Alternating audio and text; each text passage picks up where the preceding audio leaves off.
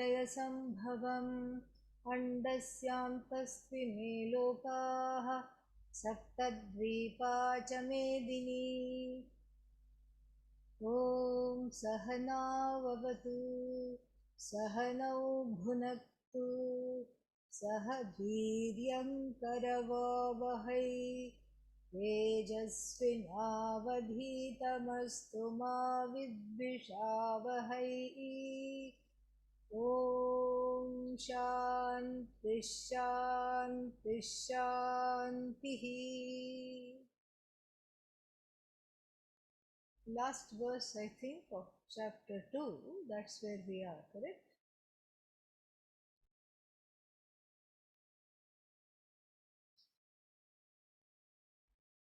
Let us see.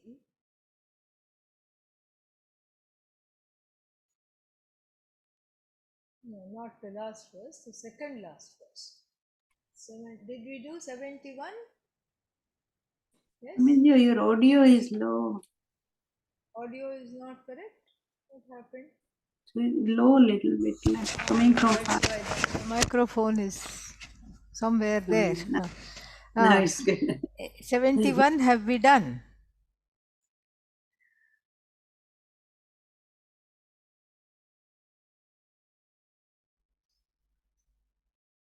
Have we done the 71st verse?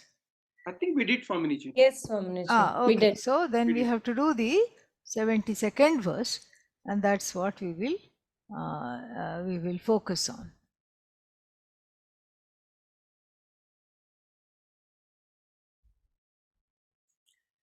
Let me pull up the Bhashya.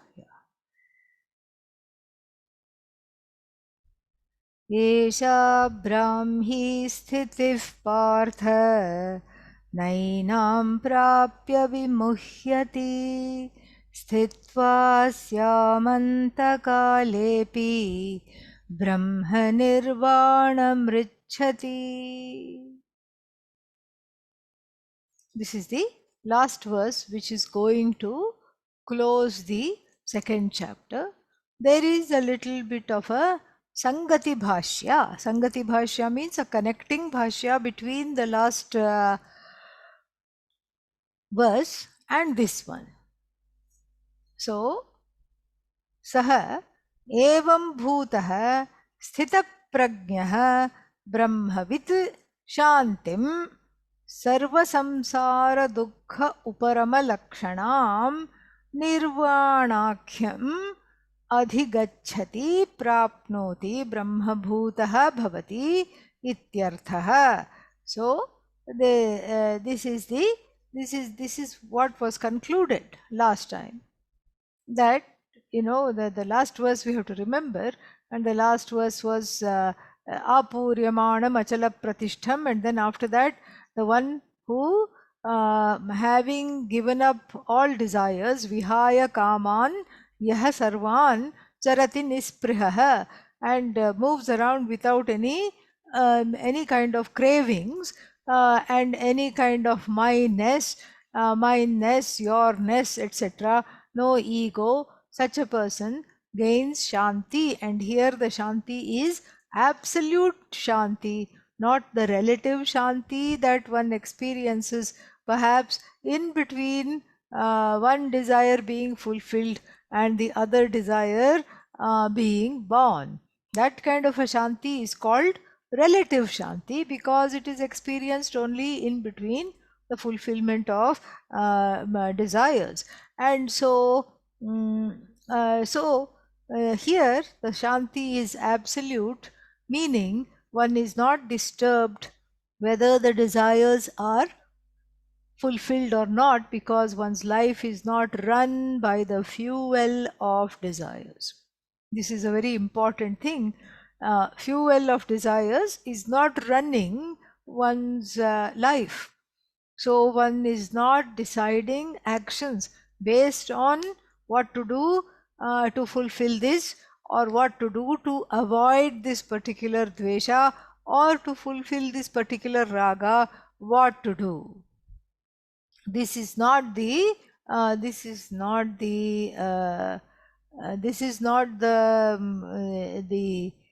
pursuit of the jnani at all. This is not at all the pursuit. And so the person is in one's own glory, is non-separate from Brahman, this sthita prajna, and attains nirvanam. Nirvana is what is that? Is the Buddhist word for moksha, but also we can also use that. Nirvana is free of any kind of a what is that? Any kind of action, results of action, and preoccupations, free of all attributes. The person is that. So then, so that is the thing. And then now the last verse, Adi Shankara says, Sa esha jnana stuyate. So we are going to understand this jnana nishtha. What is this jnana nishtha is going to be praised in the last verse. Esha brahmi sthitihi. So this sthiti is not some kind of a state. Usually what happens, there is some kind of a state. This is how it is defined as. Sthiti is defined as state, and that's generally the correct definition. Not a problem with that, except here if we define it as state, it causes severe problems. And why does it cause severe problems? It causes severe problems because Brahmi Sthiti, then we will be translating it as state of Brahman. So then how is it different from Samadhi? It is not any different from Samadhi, because Samadhi is what? Samadhi is that in which you go and from which you emerge. That is what is Samadhi. And so then that is definitely considered a state. Samadhi is a state. And so then if this gain of Brahman through knowledge, that is also a state, then guess what? We are in a state. Okay? We are in a state of confusion. We are in a state of perplexity. And we are in a state of samsara forever, because there is no redemption here. Because that means you gain Brahman and then you lose Brahman, and then you gain Brahman again and then you lose Brahman. So therefore, Brahmi Sthiti is not the state of Brahman. Brahmi means belonging to Brahman. That is what it is. Of Brahman, belonging to Brahman. Brahmanaha iyam, Brahmi, feminine, and feminine noun. So Brahmi. So sthitihi, again feminine to qualify this the word Brahmi. So Brahmi sthiti is not the state of Brahman. Then what is it? It is understanding oneself as Brahman alone. So it's not a state, it is one's very being. So esha brahmi sthitihi. Sthitihi is used just colloquially because whenever we try to describe self-knowledge, words fly away. They develop wings and fly away because nothing suffices. Actually, that is the case. Nothing suffices. Whatever you try to do does not suffice. Whatever you try to say is not enough. Whatever you try to understand, however, whatever words you use is not enough. Why? Because it is shabda agocharam. Vag agocharam. Agocharam means not catchable, not graspable by the words, not objectifiable by the words, not at all accessible by the words. Then why talk about it if it is not accessible by the words? Well, without talking about it, how are you going to gain it?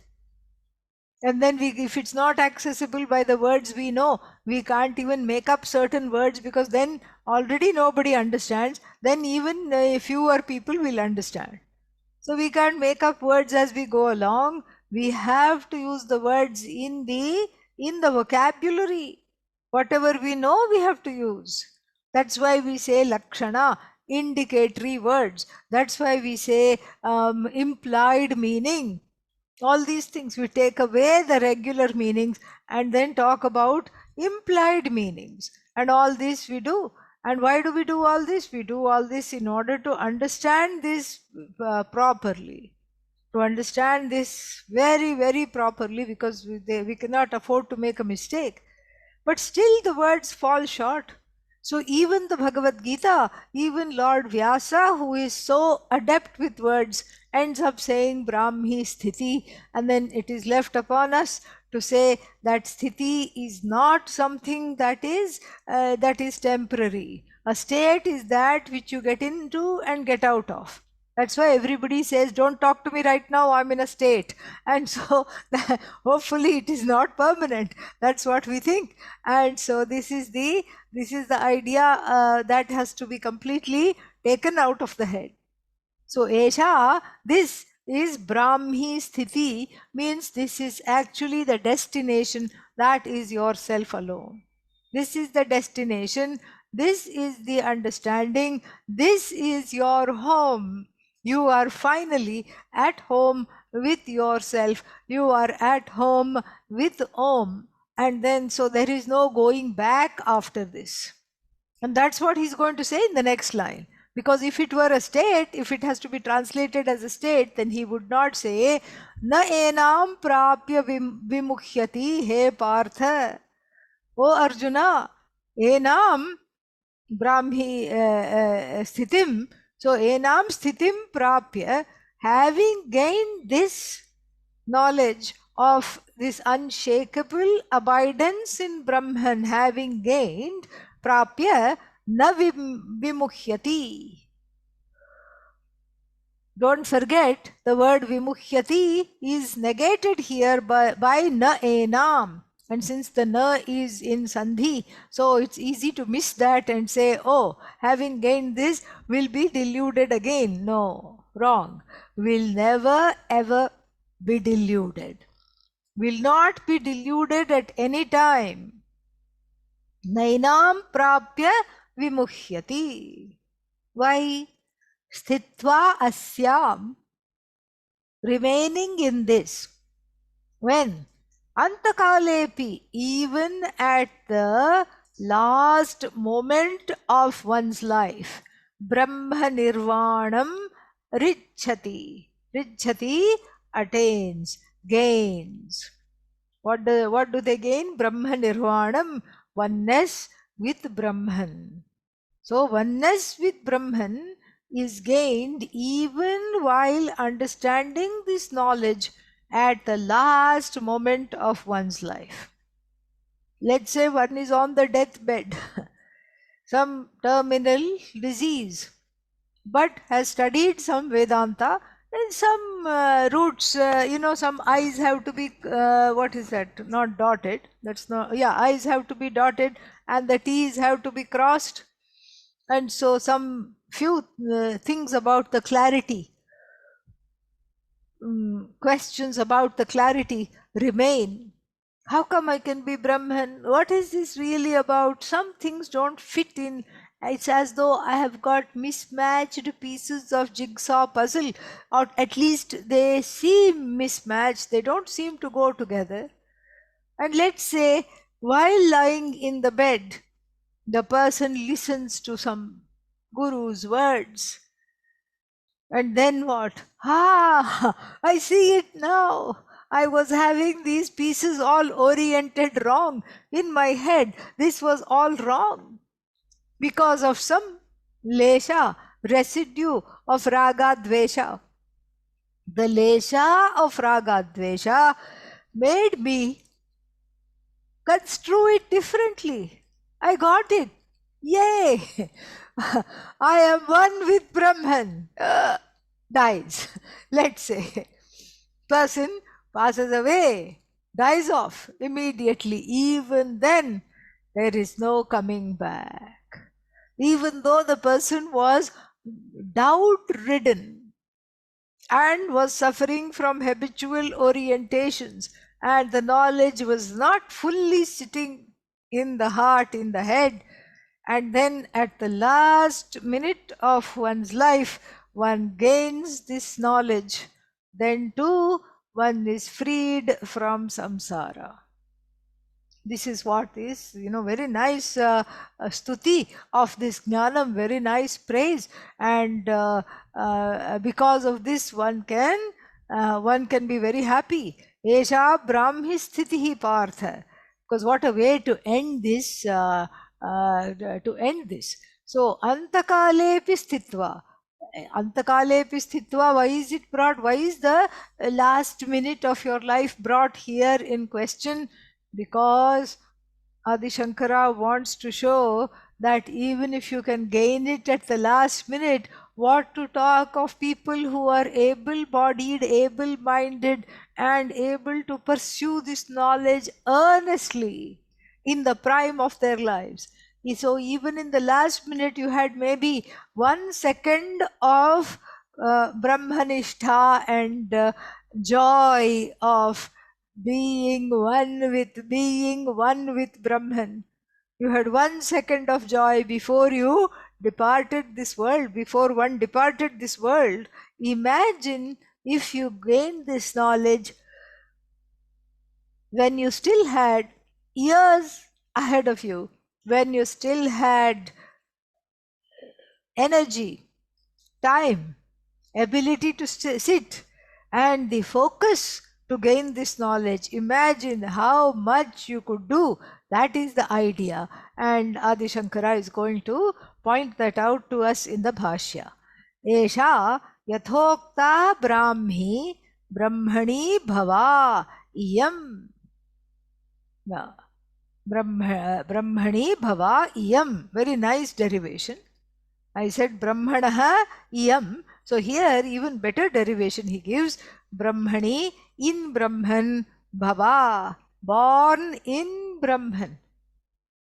He doesn't say of, because he says in, born in Brahman. And what is the in? Sthiti.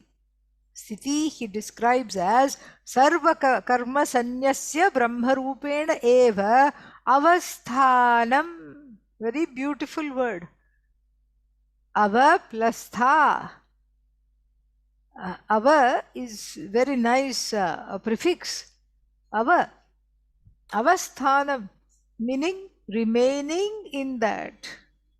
And the word ava also, from avati rakshati, there is no direct grammatical connection, but one cannot but see the meaning of ava as an all-round protection.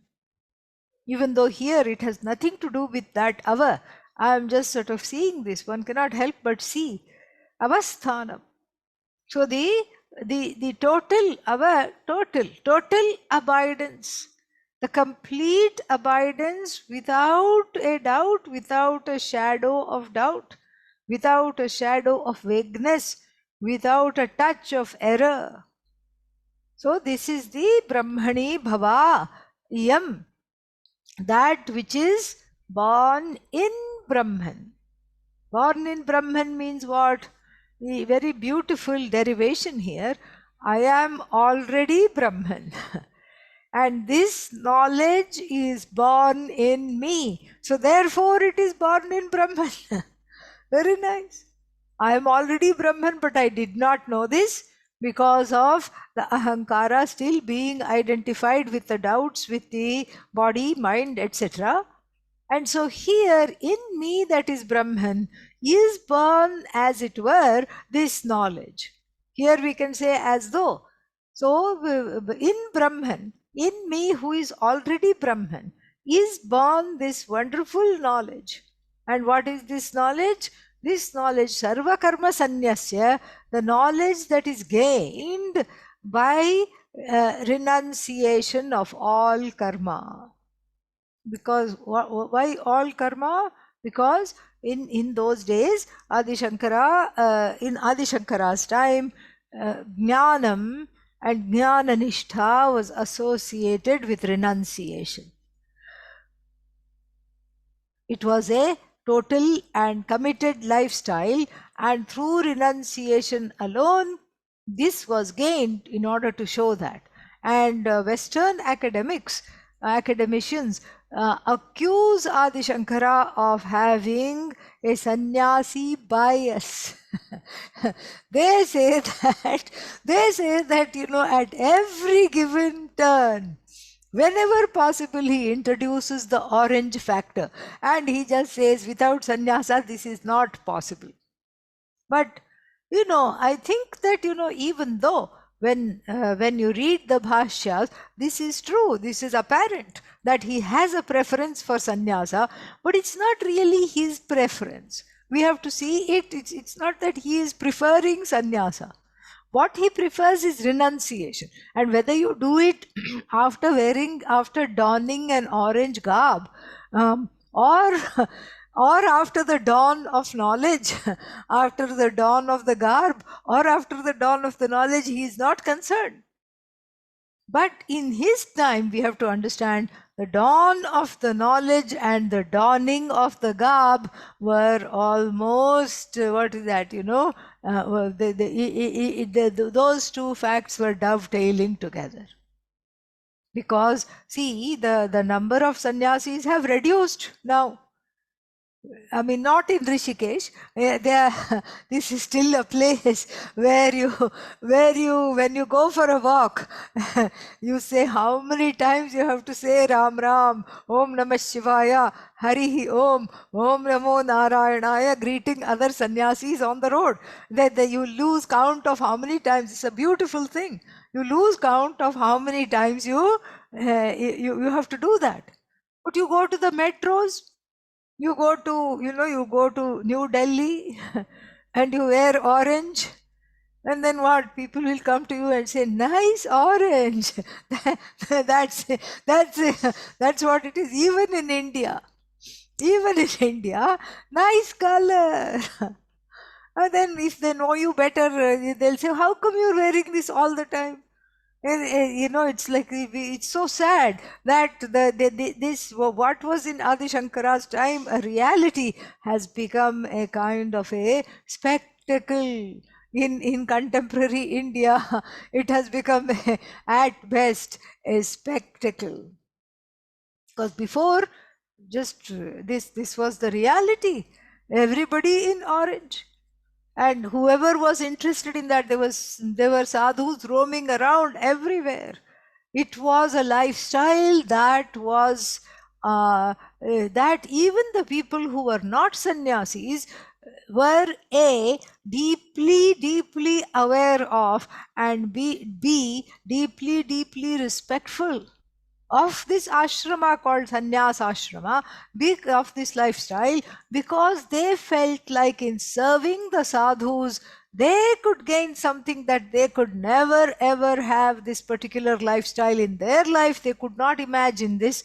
And so in serving sadhus, they came close to this lifestyle, and so sadhus were respected by the grihasthas. And the grihasthas had a lot of respect for the sadhus. In fact, there was, what is that? There was interaction. And there was even Adi Shankara went for Vada Bhiksha with the grihasthas. And he used to go and debate and talk to them. And Bhiksha was, given by the grihasthas. So there was a mutual respect and a connection. The connection of the giver of knowledge and the receiver of knowledge. There was a beautiful synergy. Now not so much. Now not so much at all. And so this is this we have to see this in the light of the life and times of Adi Shankara, where two things were prevalent. One was the abiding presence of sannyasis and sannyasa as an ashrama, which people used to take. And then the other thing that was also present side by side was um, the great reverence for the first portion of the Veda. The first portion of the Veda was greatly pertinent and greatly considered to be greatly relevant. Why was it considered to be greatly relevant? It was considered to be greatly relevant because this is what was helping people lead their lives in the hotbed of samsara, full of strife, full of conflict. How to digest your food, how to go to bed without having conflict with another. The first portion of the Veda came to help. It used to say, do not do this. Do this. Don't do this. So one felt safe, encircled by the all the little do's and don'ts and all the big do's and don'ts that encircled one holding hands. So the vidhi held hands with the nishedha, and then all the vidhi nishedhas were in a circle holding hands, making one feel safe, making one feel wanted, making one feel part of a certain lifestyle called called Vaidika lifestyle.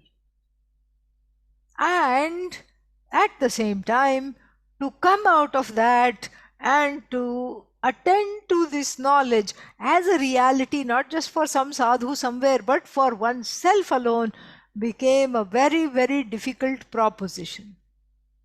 Because how can you break this circle? There is a circle of loving do's and don'ts that's helping me, that's keeping me safe. How can I come out of this circle? I cannot. If I come out of this circle, I will be mauled by, forget what are the wild animals outside, by the wild animals called ragadveshas within. I will be mauled by them. Because what are keeping the ragadveshas in check? Vidhi and nishedha, injunctions and prohibitions. That is what is keeping them in check.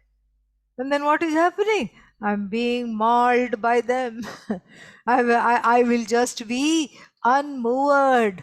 I will be without any chhatra chaya. I will not have the umbrella of support of the Vedic mantras and the protection of the do's and don'ts. And then leave all karma, leave yajna.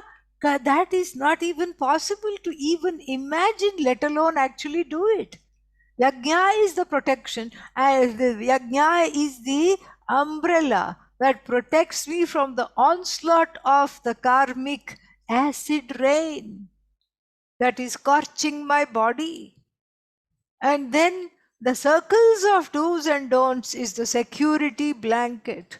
What is wrong with this life? Nothing. What is missing? Only Brahman knowledge. Only Brahman knowledge, that's the thing.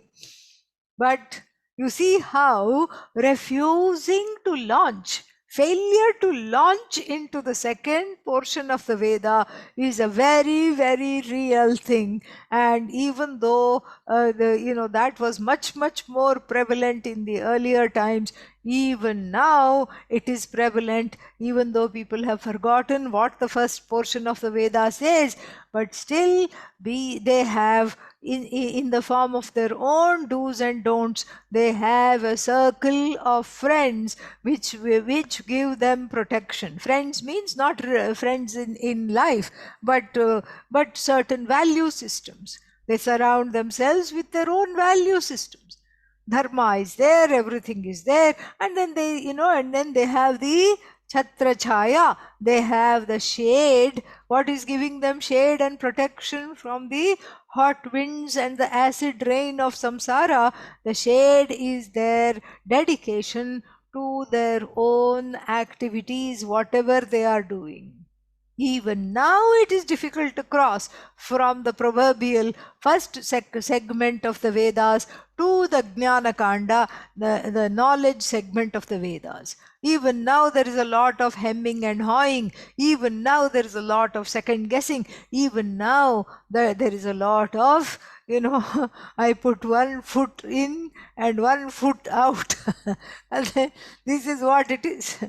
So one foot in, one foot out, another one foot back in, another foot out, no, back in. There's a lot of uncertainty, and then and so therefore this Brahma Nirvanam, this letting go of karma, because sannyasa after all is a lifestyle. What is important is letting go. No, actually it's not even letting go of karma, it's letting go of the notion that karma is going to save me. That is what is to be let go of. It's not karma, it's viveka and vairagya, letting go of all kinds of longings because of which there is karma. Useless, senseless, purposeless karma that throws you again in the vat of action and reaction. And so this is exactly what what is this is why Adi Shankara prefers sannyasa, because the lines were very, very drawn beforehand. In the olden days, the lines were very drawn. And what was the line? See, either you are following the first portion of the Vedas, or you jump over, you leapfrog, you take a quantum leap from being a just plain generic mumukshu. Generic mumukshu. It doesn't have really any kind of a special or exclusive pursuit there. I am looking for freedom. Everybody in the first portion of the Veda, Grihasthas, anybody there is looking for freedom. Mumukshu is a generic looker-upper of freedom. I just want freedom, that's all I want. And then, so from a generic mumukshu, I have to turn into what? A branded jignasu. A branded jignasu. From a generic mumukshu, I have to turn myself into a branded jignasu. Jignasu is somebody special. Because why is that somebody special? Because that person has figured out the connection between knowledge and freedom. That is why it's a great blessing. And such a person alone is going to be free. Nobody else can be free. And so therefore, this was the difficulty in those days, and frankly that difficulty is, if anything, multiplied in these days. So, continuing with the Bhashya, He Partha, na enam sthitim prapya labdhva vimuhyati, na moham prapnoti. Na moham prapnoti. Gaining which, O Arjuna, O Partha, Prithayaha putraha, the son of Pritha. Pritha is another name for Kunti. No more is one deluded. No more delusion. No more second guessing. Will samsara come back? Let's see. No, it will just not come back. Not possible for it to come back. Why? Because it is gone. It's gone. The fog that dissipates on sunrise may come back the next day, but the fog of Atma Ajnadam, which is totally ousted by the sun of knowledge, will never, ever, ever come back. Will not come back. Why? Because now you have gained lifelong immunity to ignorance, to self-ignorance. That's why it will never come back. There are certain diseases like that. Once you have it, you have lifelong immunity. And so once you have suffered from bhavaroga, bhavaroga means what? The roga of samsara, the disease of becoming. Once you have suffered from that and overcome that, you have lifelong immunity to bhavaroga. Never again bhavaroga will come back. Not if you put some, not if you take some paracetamol. Not that. That's not what we are talking about. go to a movie for 2 hours. Oh, but then samsara came back. Yeah, that's because you took a little pill. You took a pain pill. You took a fever reducing pill. So if you take a fever reducing pill, that is just what? Little treatments within samsara.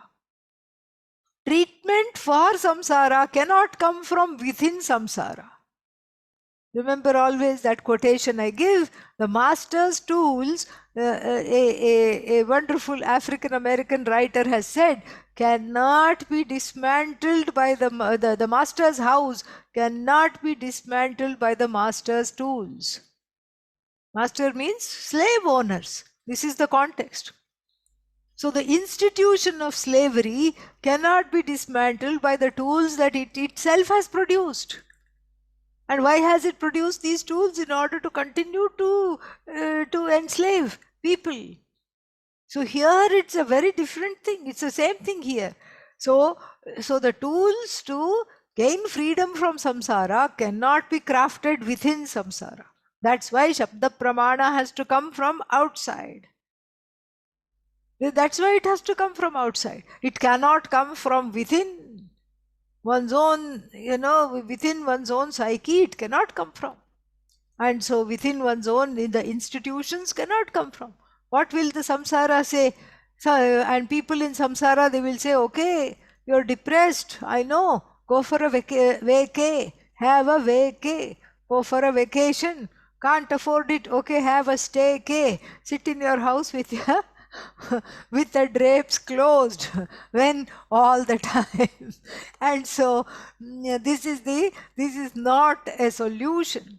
This is just a little, what is that, it's a little kind of a temporary fix. Yeah, that's the word I was looking for. It's a fix. It's not a solution. Fix means what? It will fall apart. Definitely. That's why the knowledge comes through a separate pramana, because our own pramanas that we use are completely and totally vitiated, cannot really go further. And so therefore he says that, Adi Shankara says that once you gain this knowledge through this Shastra Pramana, Shabda Pramana, then there is no going back. There is no second guessing. The delusion will not come back. Further, sthitva asyam sthitau brahmyam. Sthitau brahmyam. Sthitva asyam means he's reminding us it was brahmi sthiti. So, abiding in this brahmi sthiti, abiding in which brahmi sthiti, which brahmi sthiti? Yathoktayam. That which was described before. Before when? In the last sentence. That which was Brahmani Bhava, it was described as. So that which was aforementioned, Antakalepi, Antavayasi api, in the last moment of one's life. Vayas, age.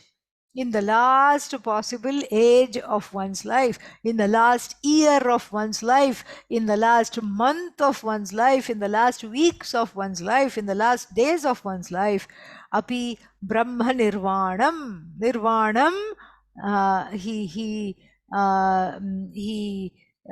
does the vyutpatti, he derives as brahma nirvrittim.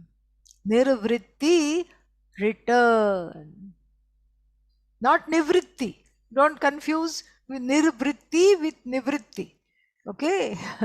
Nirvritti is not nivritti. Nirvritti means coming back, being, occupying, completing, accomplishing. All these many meanings it has. So, Brahma nirvrittim. So the return to Brahman, the accomplishment of Brahman as oneself, of course, takes place, and that in our language is called what? Moksha. Moksham richati gacchati. Gains moksha. And then he asks a question, Kimu vaktavyam? What to talk of? Brahmacharya deva sanyasya. What to talk of a person, let's say a young person qualified for knowledge, who from the Brahmacharya ashrama alone, as a student of the Veda, suddenly gains Vairagya. Not suddenly, to us it seems suddenly, from Purva Punya, etc., gains Vairagya and Sanyasya, having let go of all the accoutrements of samsara and reproducing the mindless, every day, this, that, and the other, the mindless.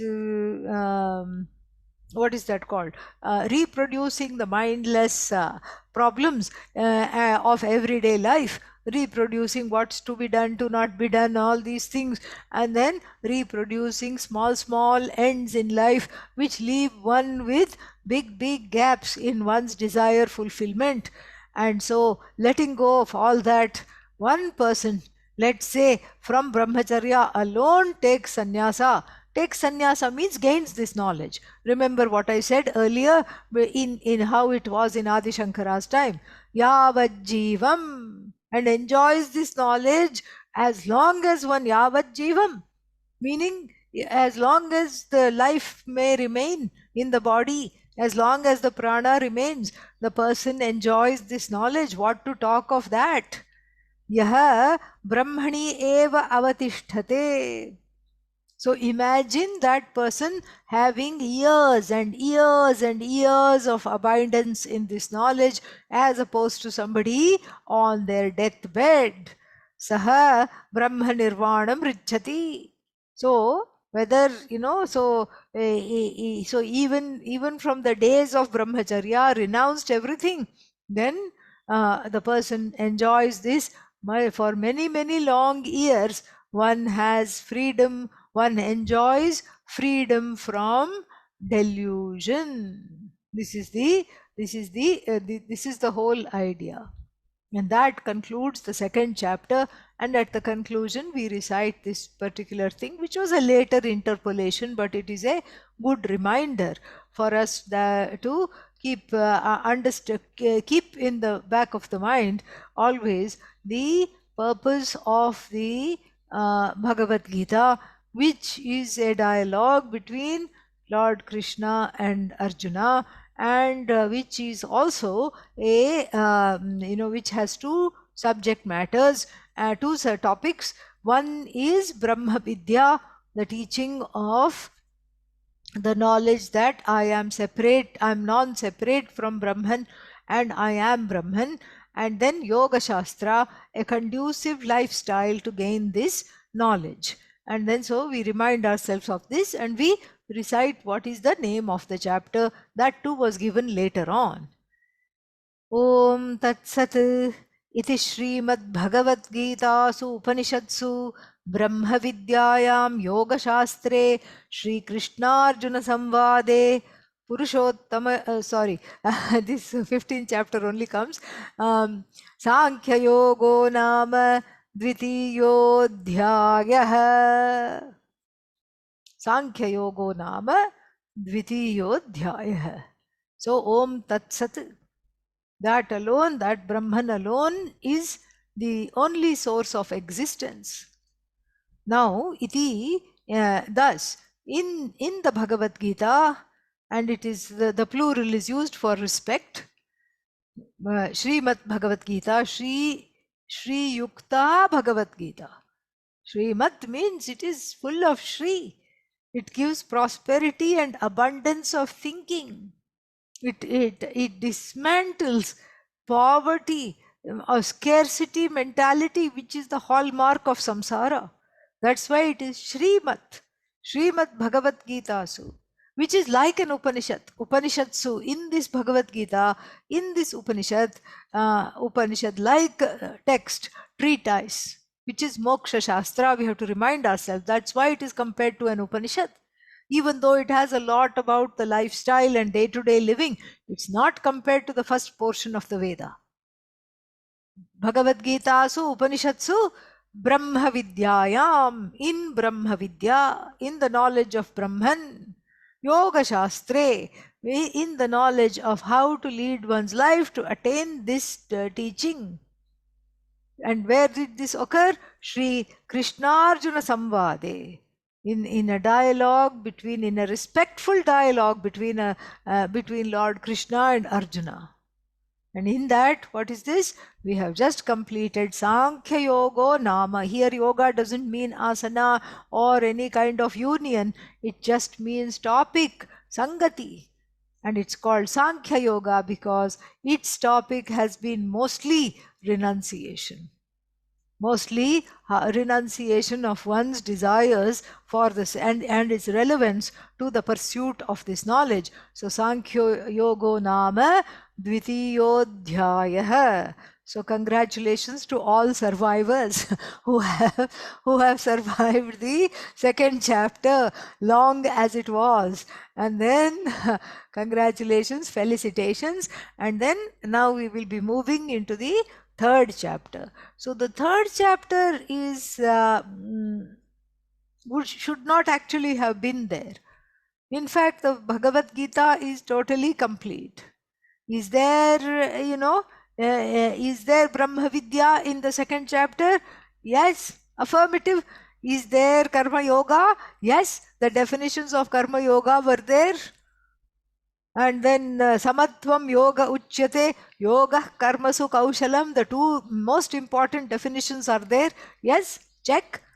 And so then the subject matter of the Bhagavad Gita is completed fully. Totally completed. There is no need for the third chapter, but we are very fortunate to have the third chapter because many questions remain where not only in our heads but in the original head, which is Arjuna's head, which was listening to the Bhagavad Gita. In Arjuna's head, questions remain.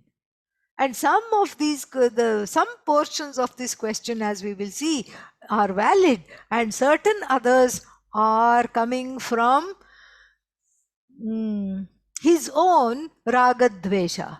Raga for this, to get out of samsara, and dvesha towards fighting this war. This is what it is. And so we have to parse these questions and look at it totally. And so this is a very, this is a very important question, because the question he asks is this: if you think that karma binds and knowledge frees, then tell me that. Tell me that once and for all. Because what did you do in the second chapter? You did something very mischievous, which is associated with Lord Krishna all the time. Diplomatic and mischievous I find you to be, because you praised knowledge. And then what are you telling me to do? Fight this gruesome, horrible war. So you say karma binds, knowledge frees, and yet what are you asking me to do? Do karma. When? Now. Do karma. What is wrong? Something is very wrong. I don't follow this. I have no understanding of what this is all about. You are praising the knowledge. Jnanam shamsasi. You praise the knowledge. And then at the same time you say, Tasmat yogaya yujyasva. Therefore get ready to fight. Therefore do this. Therefore.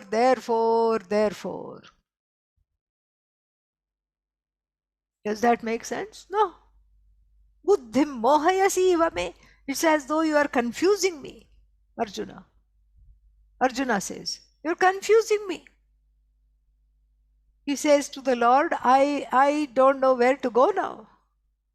And besides, I am confused. Why? I don't want to fight this war. I have a big don't want here. I have a big dvesha for this war. I do not want to even look at this war. I don't want to look at the warriors. I want to go home, and since that is not allowed, I can't go home. So where shall I go? To Haridwar or somewhere. I'll go to the place where half the population is in orange. And so therefore I'll just go there and sit. This is what I'll do, because that is an out. That is a possibility. You yourself have said so. And so whatever you said in the second chapter has not dismissed my doubts. My doubts still prevail. And so his questions bring for us, thank God, the third chapter, which is a very, very important chapter in explaining further what the nature of Karma Yoga is. The third chapter is like a beautiful painting, maybe like something like Mona Lisa or some other Monet, impressionist painting. When you stand in front of it, you just feel tranquil. And same thing the third chapter does for us. When we stand in front of the third chapter, when we look at the third chapter, as the verses progress, there is a certain shanti. And why is there a certain shanti? There's a feeling, I'm okay. I have been validated. My life choices are not wrong. Don't have to buy a kamandalu and go to and sit on top of a mountain. Kamandalu is a water pot carried by sannyasis. I don't have to buy a kamandalu. I don't have to go sit on a mountain top. I don't have to leave everything behind. I don't have to leave my loved ones behind. While remaining in Karma Yoga, I can continue to pursue this knowledge. Redemption is looking at me in the face, and moksha is waving to me from the door. I can see moksha. And I can wave back. It's not some remote concept that is so far away from me. And I can do this. And that's why it's like standing under a waterfall. The third chapter is really like standing under a waterfall. The more we look at it, the more it speaks. And it is just so pertinent to the everyday life, to one's everyday life, even today. And so we can only imagine how Arjuna, getting this knowledge directly from the Lord, must have felt, if we are feeling it now like this. So the leap from chapter 2 to chapter 3, and it is going to be a leap, is going to be negotiated. And I'll tell you why it's a leap, because the leap from chapter 2 to chapter 3 is going to be negotiated by leapfrogging over approximately 10 pages of introductory bhashya. That's why I said it's a leap. It may not be a leap in our minds, but it is a big leap in Adi Shankara's times. Some of it is pertinent to us, and some of it is very, very rooted in the historical argument, which was historical particular kind of a way of looking at life, which was very much rampant in Adi Shankara's time, and which was totally wrong. And it has a very funny name, Jnana Karma Samuchaya Vada. Jnana Karma Samuchaya Vada. Vada, contention. Samuchaya. Samuchaya is an amalgam of what? Jnana, knowledge of the of myself as the whole, and karma, action. So this looks just like karma yoga, but we have to be very careful. In karma yoga also, what is there? Little bit of jnana and little bit of karma. This is what is there. So that is what it will seem to unseasoned ears. So you say, yes, I'm doing karma, and simultaneously I am pursuing knowledge. But this is a situational possibility. This is not what is the ideal way to gain Atma Jnana. This is what has to be remembered at all times. So two lifestyles are talked about. Here we cannot confuse the lifestyle with the ideology. How does jnanam take place? Jnanam takes place because you are pursuing knowledge. Simple. Jnanam does not take place because you are pursuing knowledge and a little bit of knowledge and little bit of karma. You see the difference? So we can't confuse the lifestyle with the teaching. The teaching is what? The problem is of self-ignorance. And in order for self-ignorance to be ousted, what is the antidote? Self-knowledge. That is all it is. Simple. And that is true whether this was 5,000 years ago, this debate is being had, or it's being had right now. It does not change. Why? Vastu tantratva jnanasya. Because knowledge is as good as the object. So if I'm holding something in my hand and I'm saying, look at this wonderful elephant, it does not become elephant. Just because I'm holding a orange in my hand, have a piece of fruit. I'm holding orange in my hand and saying, look at this wonderful elephant. No matter how much Shraddha you have, you cannot oblige me at all. Why can't you oblige? Because it is not the correct thing. What you are seeing is not elephant, it is orange. It is totally orange, it cannot be elephant. And why can't it be elephant? Because it simply isn't. No, but maybe I can believe it is elephant after closing my eyes. You cannot. How can you say it is elephant? It's just because you imagine it to be elephant, it does not become elephant. And so therefore what? This is what is called the knowledge being as true as the object of knowledge. You cannot make it into something that it is not. You absolutely cannot make it into something that it is not. And so therefore we have to be very, very careful about this. Vastu tantratvat jnanasya. There is no possibility of distortion. No possibility. Not at all possible to distort. And so what is the teaching? This is what it is. That self-ignorance, I am ignorant of myself, and so this jnanam of myself shows me that I am not what I thought myself to be. Simple. So where does karma come in? Nowhere. Nowhere does karma come in this equation. Knowledge is equal to freedom. Knowledge is equal to moksha. That is what it is. And besides, moksha is not being gained through some effort. Moksha is already by my nature. I have to discover it, because obviously, even though I'm sitting on moksha, I don't know it.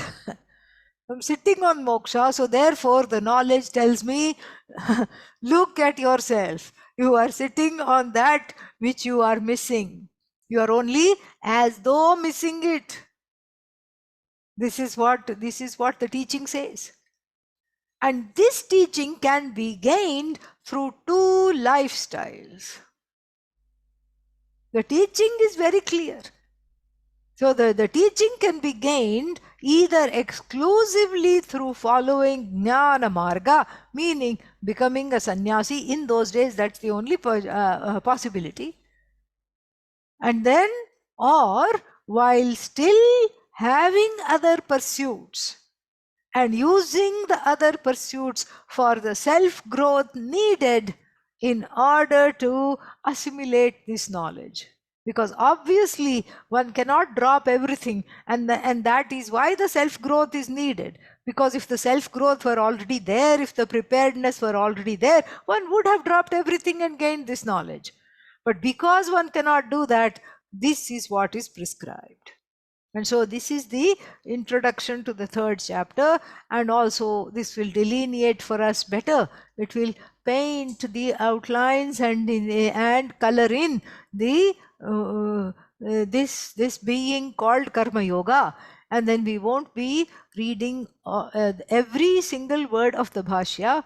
We will be going, because there are a lot of Purva Paksha Siddhanta as well. So we will be leapfrogging there and looking at a few things that are pertinent to us. Okay, all right. Om Purnamadah Purnamidam Purnat Purnamudachyate Purnasya Purnamadaya Purnameva Vashishyate. Om Shanti Shanti Shanti. Harihi Om Shri Gurubhyo Namaha. Harihi Om. Thank you.